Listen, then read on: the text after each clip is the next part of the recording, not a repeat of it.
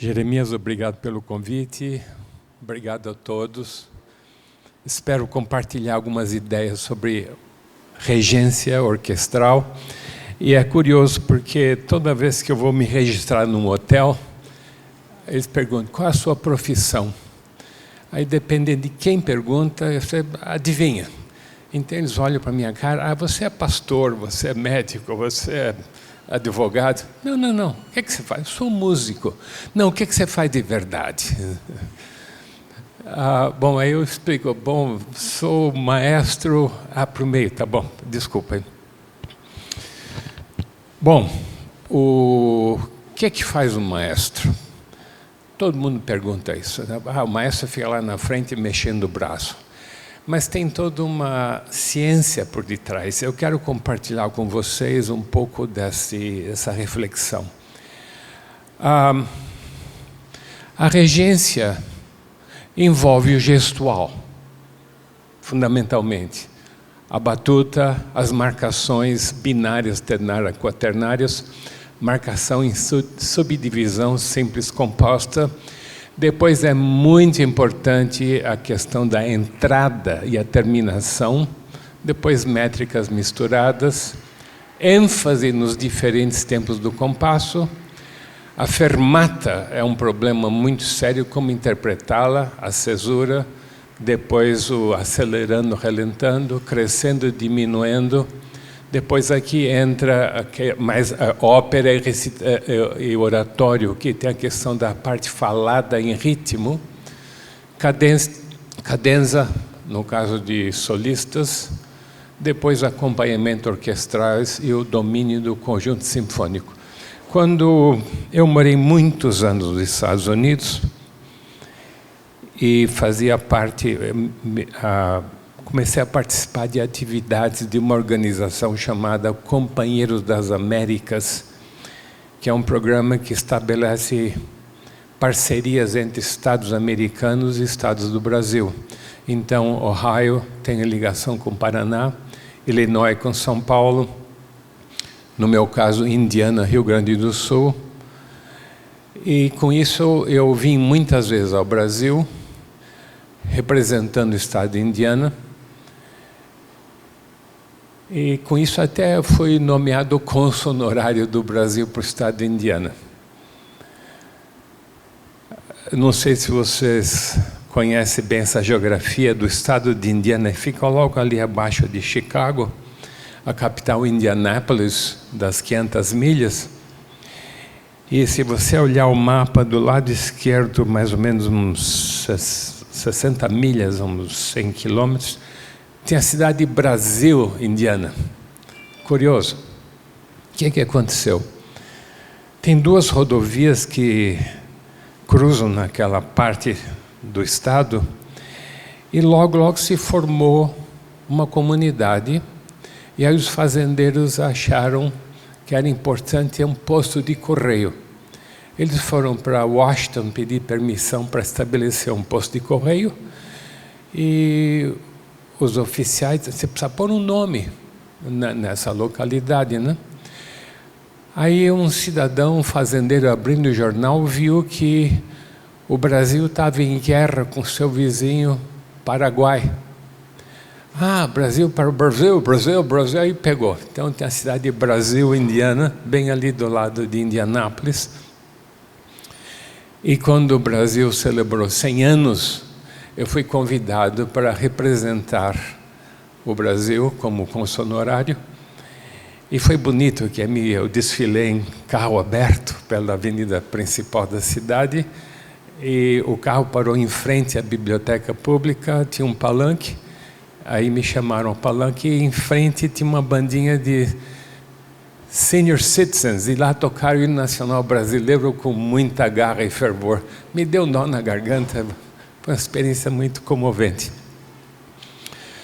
Bom, o que acontece aqui é que nessas vindas ao Brasil, eventualmente eu recebi um convite para ir para a USP, e da USP eu vim para Campinas, para a Unicamp, e fui convidado a fazer parte de várias bancas de concurso de defesa de teses, e aí eventualmente me convidaram, eu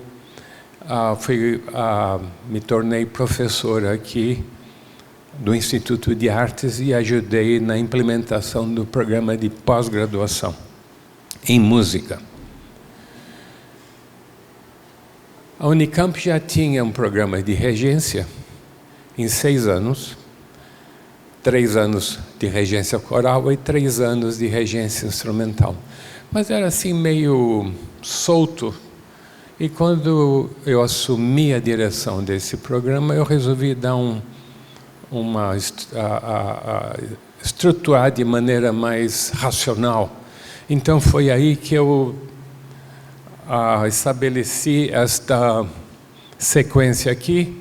Então a parte física, a parte do gestual está aqui. Depois, muito importante, é o estudo da partitura. Quando você contempla a partitura, o que o compositor está querendo comunicar?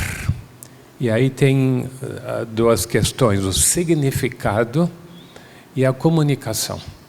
O significado está na própria música. Para você entender qual o significado, você tem que analisar a partitura. Agora, o que o compositor está querendo comunicar, aí é uma outra situação. A história que nós herdamos no estudo da música é muito fantasiosa, especialmente por causa do movimento do século XIX, que era romântico, e fazia muito floreios em volta da situação. Um filme muito bonito que eu assisti várias vezes é Amadeus, por exemplo. Um filme muito bem feito, mas totalmente distorcido. Tem uma cena muito impressionante, que é dia 5 de dezembro de 1791, por ocasião do enterro da morte de Mozart.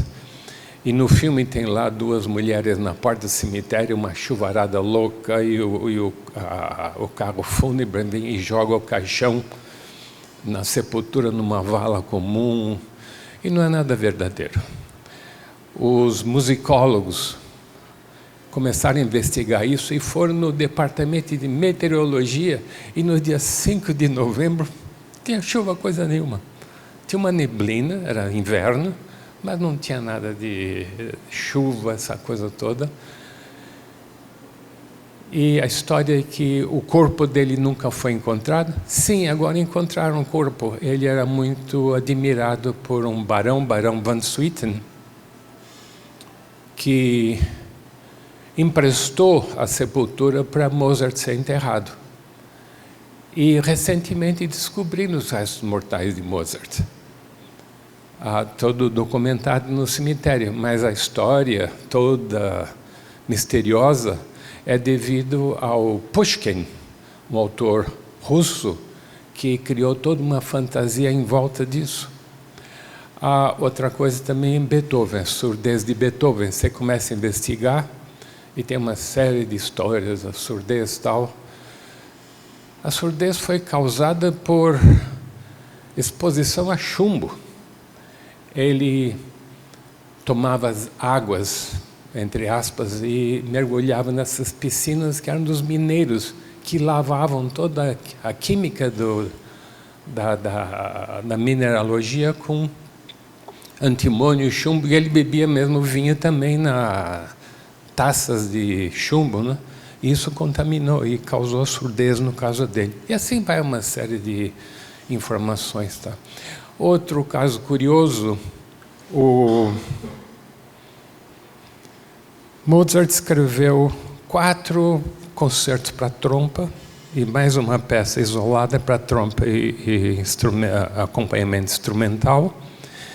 E essas peças foram editadas, concertos 1, 2, 3, 4. Mas não foi essa a ordem de composição. Eu não estou lembrado exatamente, acho que o primeiro concerto está correto, depois vem o terceiro, depois o quarto, depois o 2. Por que isso? Porque o trompista foi perdendo os dentes e não tinha mais habilidade de dominar a embocadura do instrumento. Então Mozart foi simplificando a escrita. Então, desse ponto de vista, a cronologia muda. Então é interessante como a musicologia atual investiga esses elementos e dá uma nova interpretação e corrige distorções. Agora, voltando aqui nesse caso, no estudo da partitura, é muito importante fazer análises da partitura, a questão da instrumentação, para ver como é que o compositor concebe a composição, como é que ele estrutura a questão da orquestra sinfônica. Agora, dos elementos fundamentais da música, som, silêncio, duração. Do ponto de vista do regente, eu acho que o elemento de duração é o mais interessante, porque o maestro controla, tem que saber controlar o processo temporal da música. E quando você começa a analisar esse processo temporal, aí se revelam alguns ângulos bem interessantes. Tem o aspecto de cronos, que você controla o tempo. Tem o kairos, que você não controla. Quando é que vai chover? Chove no tempo da chuva. Não há um controle, você não controla, isso é kairos. E depois tem o elemento de aion, a intensidade do tempo. Você namora uma garota, passa 2 horas com ela, já acabou, puxa vida, você vai embora, né? Mas se você tenta segurar um pote de água fervendo por 30 segundos, parece uma eternidade. Então, essa intensidade do tempo é muito interessante. E o maestro precisa ter conhecimento desse problema, desse aspecto temporal. Eu acho curioso você examinar, pegar um dicionário de música e ver quantos tempos vale a semibreve. 4 tempos, é o que está lá na coisa, mas não é. Depende da métrica estabelecida pelo compositor. E assim vai.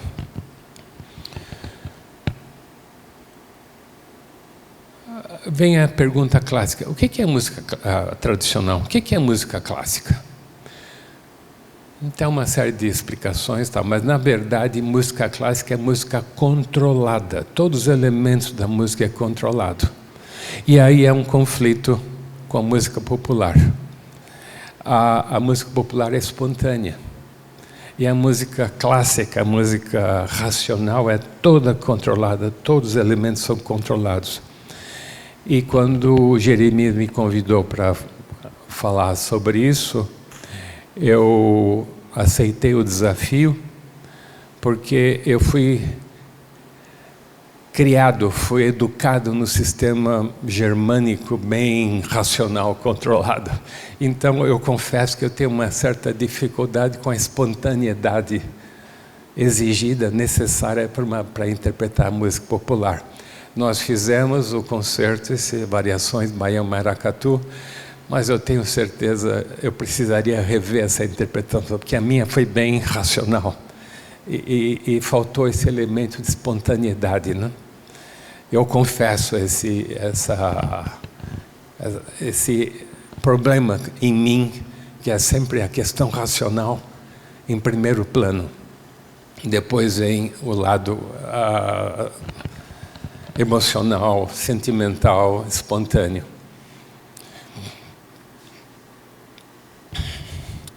Continuando no estudo da partitura, quando você abre a partitura do maestro, aí tem as pautas, a instrumentação, a indicação metronômica. Depois, quando você lida com instrumentos transpositores, entender a questão da transposição, instrumentos em Fá, em Si bemol, Mi bemol. E por que o compositor, na Sinfonia 39, por exemplo, de Mozart, pôs trompas em Mi bemol? A escrita é em Dó, mas o instrumento só em Mi bemol. Então, o maestro, o estudante de regência instrumental, precisa conhecer esse aspecto de transposição. Hoje em dia, com válvulas, já ficou um elemento secundário, mas tradicionalmente, tanto o instrumentista quanto o maestro para conhecer esse mecanismo de transposição. Aqui é muito importante também conhecer a natureza dos instrumentos da orquestra. Porque quando o maestro dá aquele gesto inicial do ataque, sim, é comando. Mas é muito mais do que comando, é convite. Tem que vir embutido naquele gesto um convite para causar no músico o desejo de tocar um instrumento. Esse aqui é um segredo muito grande da regência. E você vê as biografias da história dos grandes maestros, Toscanini, um tirano assim eloquente, muito irritadiço, e tem lá uma história, não sei se apócrifa, mas que no momento de raiva ele pegou a tuta e atirou na orquestra e pegou perto do olho do oboísta, né? De tanta raiva. Mas a situação é que o maestro idealiza aquele som e quer que a orquestra produza aquele som ideal. Mas nem sempre acontece isso. Então a primeira coisa é uma frustração e esses ataques de raiva, de irascibilidade. Outra coisa também na questão da regência, nem todos os instrumentos respondem ao mesmo tempo.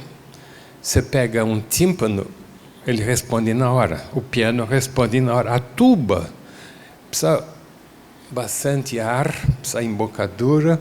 Aí o músico assopra, vibra os lábios, aí o som sai. E tem uma defasagem. Então, do ponto de vista do maestro, aquele gesto inicial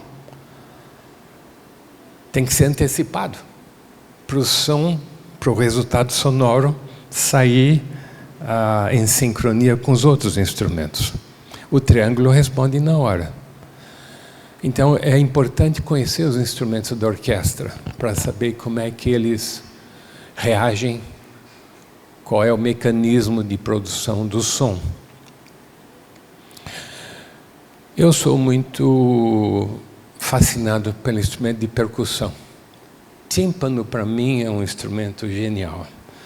E eu, quando vim dos Estados Unidos, depois de 35 anos, eu trouxe muitos instrumentos. E o meu grande prazer foi trazer um jogo de 4 tímpanos, que eu comprei, escolhi a dedo, tem um sonzinho assim genial. Mas depois cheguei em casa, não tem espaço. Onde é que você põe os tímpanos, né? Então está na casa de um dentista aqui em Barão Geraldo, no porão, esperando o dia que eu tenha espaço na minha casa para colocá-los de volta. Você esteve lá conosco em Sorocaba, né? Eu fui convidado para assumir a orquestra de Sorocaba e fiquei lá bem seus 30 anos. Me aposentei agora, mas eu praticamente tive que reconstruir toda a orquestra. E parte dessa reconstrução foi de cuidar dos instrumentos de percussão, tomar conta do piano de cauda, a fazer um transporte com rodinhas, porque os funcionários jogam o piano para lá e para cá e logo as pernas começam a bambear, né? Então eu pessoalmente encomendei um ferramental para construir pés, suporte para o piano. Fiz a mesma coisa com os contrabaixos. As estantes musicais, meu Deus, você paga uma nota, elas quebram facilmente, né? Aí levei um marceneiro para reconstruí-las.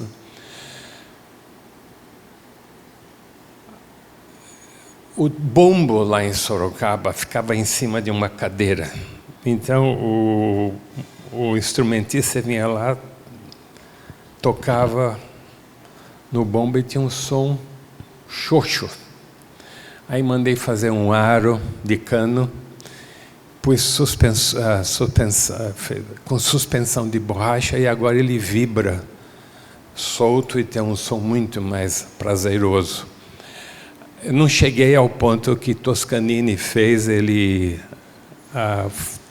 ia executar uma suíte sinfônica, Os Pinheiros de Roma, de Respighi, e o quarto movimento é o exército romano regressando a Roma vitorioso depois das campanhas de conquistas, e ele põe essa marcha pela Via Ápia e a orquestra tocando uma marcha genial, mas tem o bombo lá embaixo tocando um si bemol bem grave, e ele não conseguia esse som, mas ele tanto insistiu que acabaram criando uma vaca lá no Texas, na base de hormônio, para ela produzir uma pele que eventualmente foi curtida e conseguiram construir um bombo que produziu o si bemol lá embaixo.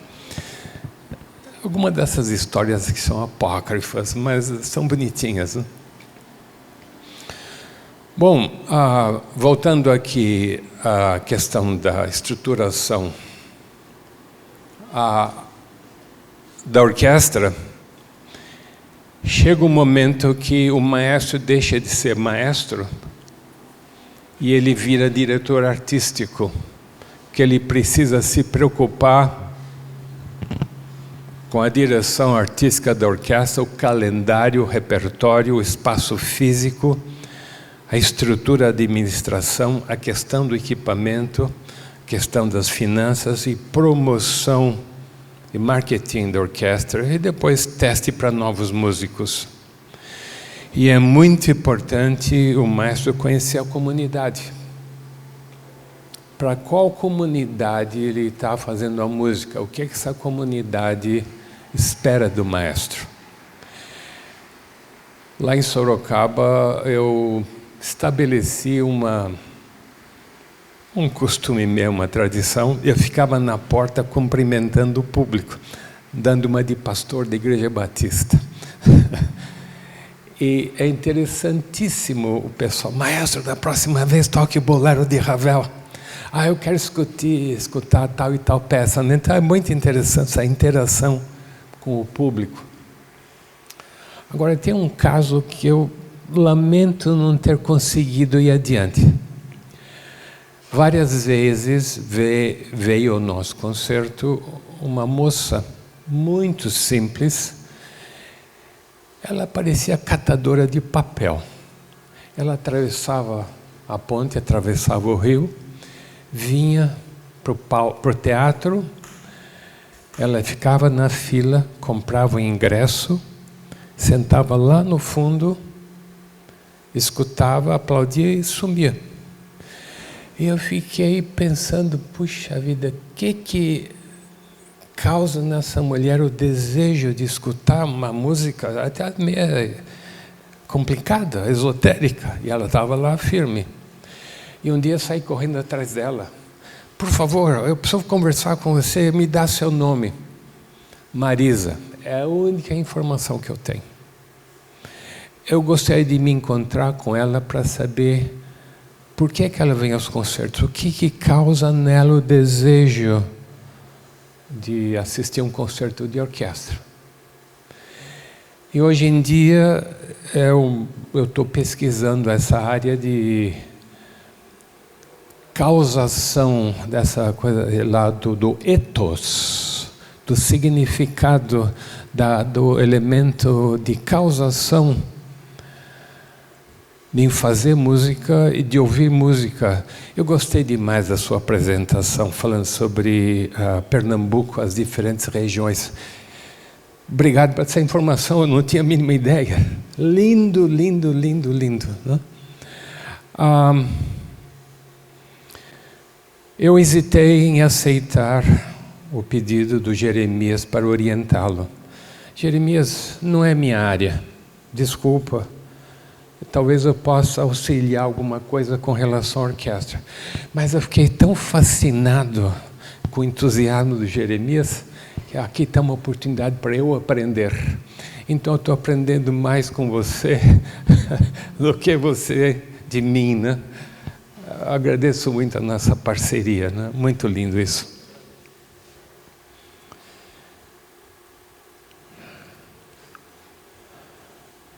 Bom, eu sou fascinado por música. E gosto muito do convite que me fazem de verbalizar a música para o leigo. E é a mesma pergunta, o que causa no leigo o desejo de escutar a música? Por que a música transforma? Por que a música modifica o comportamento das pessoas? Eu estou pesquisando sobre isso ultimamente. Eu recentemente tive a oportunidade muito rica de apresentar uma pianista cega, que aliás é que é diretora do setor de Braille da biblioteca, Fabiana, convidá-la para solar conosco lá em Sorocaba. E eu dei carona para ela, a mãe veio junto, e eu muito diplomaticamente disse, Fabiana, eu tenho umas perguntas, eu posso fazer? Sim, pode, sem problema nenhum. Então ensaiei com ela as perguntas que eu ia fazer e fiz. Antes do concerto, perguntei para a Fabiana, como é que você escuta, como é que você estuda a música? É simples, eu leio Braille com a mão direita e vou praticando a esquerda. Depois eu inverto. Eu leio o Braille com a esquerda e pratico a mão direita. Depois eu junto as duas. Tá. Fabiana, quando você escuta alguém falar, aquele cara ganhou uma nota roxa, o que é para você? É uma emoção forte, né? Ela não elaborou a questão da cor, mas ela abordou do ponto de vista da emoção. Aí eu perguntei, Fabiana, o que é o belo para você? Aí ela falou, eu sinto a textura, sinto a forma, vejo como é que a peça, o objeto é estruturado, e se ele se é proporcional, para mim esse é o belo. E aí ela mencionou o fato de ter um autor, Oliver Sacks, que escreveu um livro sobre psicologia e música, e conta o fato de um cidadão que era cego, e ele ganhou a visão de volta. E ele acabou louco. Porque a informação que entra pelos olhos, a quantidade de informação é que ele não conseguiu processar. E aí ele pirou. Eu posso acreditar nisso. Eu acho que é bem possível que nós recebemos muitas informações pelos olhos, né? Mas foi uma experiência muito rica. E ela tocando e eu acompanhando a regendo a orquestra, produzindo acompanhamento para ela. Ela tocou muito bem, foi uma experiência muito rica. Então esse elemento na regência de interação com os músicos, eu acho muito interessante. O maestro também tem que ser um elemento pacificador na orquestra, porque a orquestra é um antro de antagonistas que batem contra o maestro, né? Se há governo, eu sou contra. Ninguém gosta de receber ordens, mas na orquestra, a orquestra não é uma estrutura democrática. Tem que seguir a orientação de alguém. Então, esse alguém, o maestro, ocupa uma posição de muita responsabilidade. E quando o maestro, ou a regente, pisa naquele pódio, Atrás disso aqui tem muito conhecimento. Não é só ficar espetando o ar. Tem uma carga de conhecimento muito grande. Que aí vem o respeito. Se o maestro não consegue, não tem esse arsenal de conhecimento, ele perde o respeito. Aí perde o domínio do grupo, não? Acho que eu falei demais já. Muito obrigado. Alguma pergunta? Pode fazê-las. Jeremias, pois não. Como que o senhor viu aquele momento que a gente teve, né, agora olhando com uma certa distância, né, como que o senhor avalia essa nossa experiência lá dos ensaios do concerto sobre a peça? Sim. A primeira coisa que eu posso observar é o seguinte: o músico sinfônico, ele vai para o conservatório, é Tatuí, é Unicamp, e ele estuda a música de um ponto de vista racional. Mas depois ele tem que tocar uma música espontânea. E aí há um certo conflito. Talvez eu possa usar a palavra gingado. O músico formal, o músico clássico, não tem o gingado. Mesmo que ele queira imprimir o gingado, é meio artificial, é meio intelectual. Então há sempre esse conflito, a falta de espontaneidade no músico formal, né? Então acho que esse foi um grande problema. Tentar adquirir, compartilhar, absorver essa espontaneidade que o músico popular, o músico folclorista tem, né? Acho que esse foi um dos desafios mais intensos nos nossos ensaios. Ele vê lá uma sequência semicolcheia, né? 4x4 ou 2x4, que seja, né? Mas aquele gingadinho interno, né? É complicado. E aí também entra o que eu chamo de ethos, que é da natureza, da cultura. Você pega, por exemplo, um estrangeiro que vem para o Brasil, vai tentar falar português, por mais que ele conheça a gramática, você sabe que ele é estrangeiro, porque falta aquela... nem sei que palavra usar, aquele elemento de espontaneidade cultural, né? A mesma coisa acontece nós indo lá para fora. Isso aí é estrangeiro, tal. Eu até brinco, o alemão vem lá em São Paulo, ele vê a palavra Anhangabaú, ele não consegue falar Anhangabaú, ele fala Anhangabal. Que o nhan não existe em alemão, né? Já italiano tem GN, nhan. Mas aí, por mais que ele queira ser um espião disfarçado, essas coisas revelam que o cara é estrangeiro e tal. E quando eu fui para os Estados Unidos, eu também derrapei bastante. Eu respondi a sua pergunta? Não? Mais ou menos. Pois não. Mais alguma pergunta? Não? Pois não. Como o senhor vê as orquestras hoje em dia? hoje em dia? Bom, eu estou muito feliz pela quantidade de orquestras que tem surgido. No meu tempo, eu nasci no Brasil, estudei violino no conservatório, e lá em São Paulo tinha o Teatro Municipal, cultura artística e é só. Hoje em dia, Guarulhos tem Santo André tem orquestra, Campinas tem sinfônica, Sorocaba, e tem um mundaréu de orquestra que é saudável isso aí. Especialmente agora esses programas de ensino de música nas favelas. Isso enriquece demais a educação das pessoas, das crianças. Agora, depende do nível. Tem, por exemplo, Sorocaba jamais absorveria a presença de uma sinfônica de Berlim. Não tem como. A comunidade não está preparada, uma orquestra sinfônica alemã exige um orçamento brutal, que não é possível, né?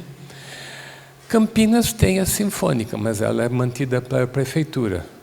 Mas sempre há turbulência, porque os vereadores nem todos votam favoravelmente a questão orçamentária para favorecer a orquestra. Então, é sempre uma turbulência nesse departamento.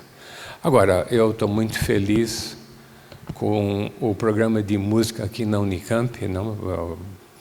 Desde a graduação até a pós-graduação, é um programa muito sólido, e nós temos convênios internacionais aqui que traz convidados de vários países, né? E mesmo assim, vários de nossos professores e alunos vão para fora, né? Muito rico isso.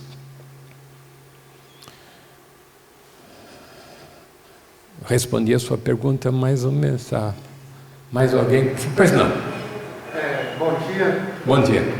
Eu queria saber do senhor, nessa experiência que o senhor teve com essa obra do Jeremias, na música erudita a gente tem um ideal, né, de procurar uma interpretação a mais próxima do que seria o ideal, né, para ser repetitivo aqui na pergunta.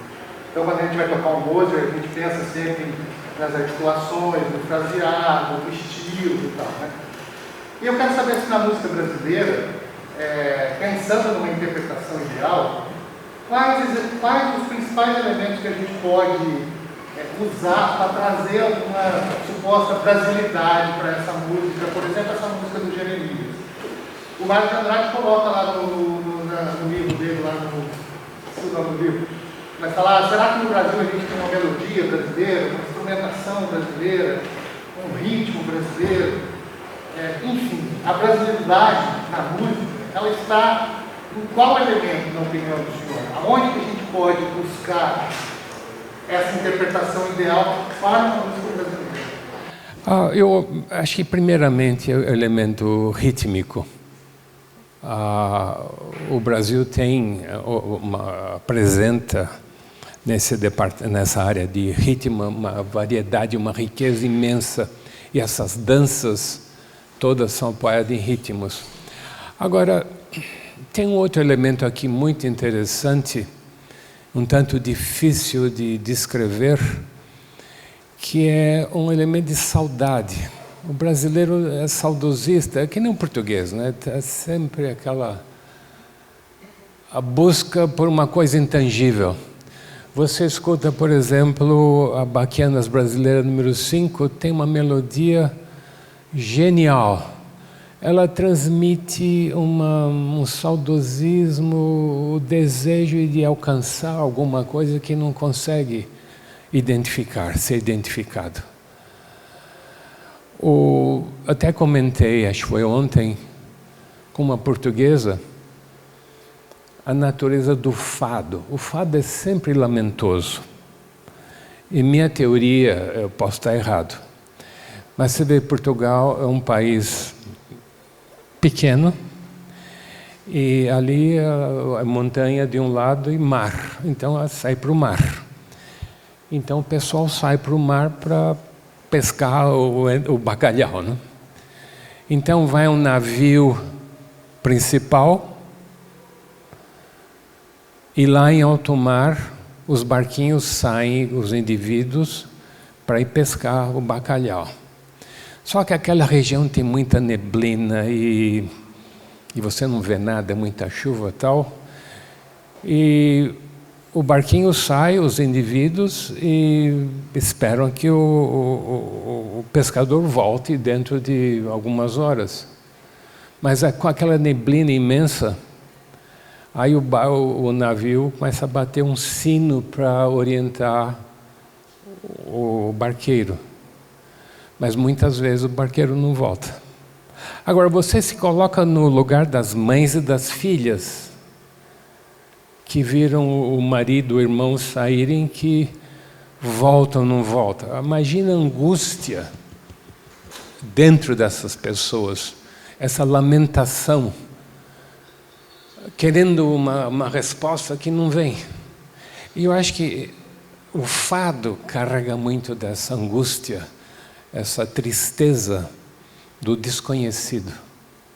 E nós brasileiros herdamos muito disso, essa nostalgia. Agora, já a música dos africanos, ela é muito alegre, muito vibrante, muito rítmica. Recentemente eu recebi como proposta de um candidato para fazer a pós-graduação aqui, um trabalho sobre o hino nacional de Moçambique. Queriam que eu fizesse uma avaliação. Eu recusei. Eu não conheço a cultura moçambicana, não tenho condições de analisar o hino nacional de Moçambique. Então eu senti que não teria nada. O que contribui com isso? Então eu pessoalmente não aceitei esse convite, porque eu senti que eu não tenho os elementos para fazer isso.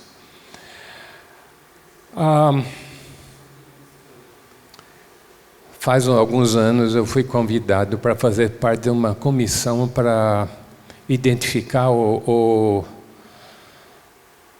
escolher o hino nacional de Águas de São Pedro. Então haviam várias propostas e nós escutamos essas propostas e umas já foram descartadas de cara, porque São Pedro é do Senhor Jesus Cristo, esse tipo de coisa que não cabe, né? E outro hino lá tinha uma proposta bem marcial, que também não reflete a cidade de São Pedro. Aí teve um que foi mais simpático, São Pedro de amor e de glória. Esse acabou sendo escolhido. Tinha um professor aqui, já falecido, Almeida Prado. Ele conta que foi convidado para fazer parte de uma comissão para escolher o hino de Cubatão. E aí, então, tinham várias propostas, e teve uma lá que era Cubatão, Cubatão. O prefeito não gostou.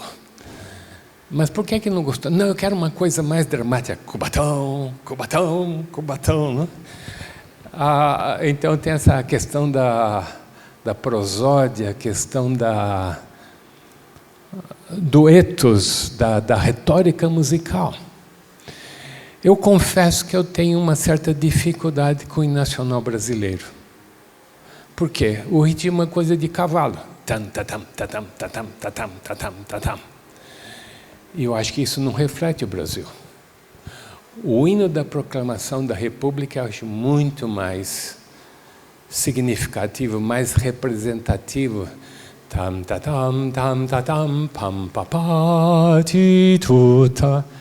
A amplidão desse país imenso, né? Uma riqueza fabulosa. E o outro é Eu estive em Manaus recentemente e me levaram para visitar umas aldeias de índio.